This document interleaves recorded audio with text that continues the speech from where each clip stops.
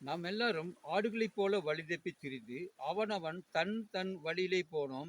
கர்த்தரோ நம் எல்லாருடைய அக்கிரமத்தையும் அவர் மேல் விழப்பண்ணினார். நம்ம ஆடுகளைப் போல வழிதப்பி அங்கங்கே திரிஞ்சிருந்தோம். வனாந்தரத்தை போட்டு ஓடிக்கொண்டே இருந்தோம்.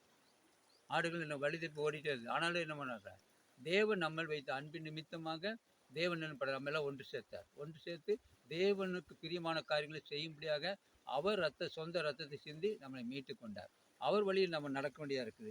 அவர் நெருக்கப்பட்டும் ஒடுக்கப்பட்டும் இருந்தார். ஆனாலும் தம்முடைய வாயை அவர் திறக்கவில்லை.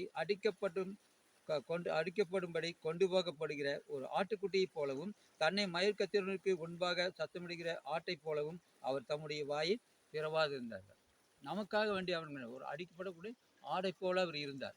தேவன் என்பவர் அவர் தேவன் என்பவர் தன்னுடைய மகிமையான சிங்காசனை விட்டு நமக்காக நம்மளுடைய அன்பின் நிமித்தமாக பரலோகத்திலிருந்து பூலோகம் வந்தார். வந்து நமக்காக அடிக்கப்பட்டார், நொறுக்கப்பட்டார்.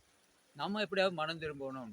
வழிதப்பி நம்ம போன ஆடுகளெல்லாம் ஒன்று சேர்க்கும்படியாக தேவனை தன்னுடைய சொந்த ரத்தத்தினால் நம்மை மீட்டார். மீட்டும் பொருளாக இருந்து நம்மளை வழி நடத்தி இன்னும் தேவனுடைய ராஜ்யம் வரும்படியாக இன்னும் அநேக காரியங்களை நமக்கு சொல்லிக் கொடுக்கும்படியாக ஒரு மேய்ப்பனாக இருந்து நம்மளை வழி நடத்துவாராக. கர்த்தர் தாமே ஆசீர்வதிப்பாராக.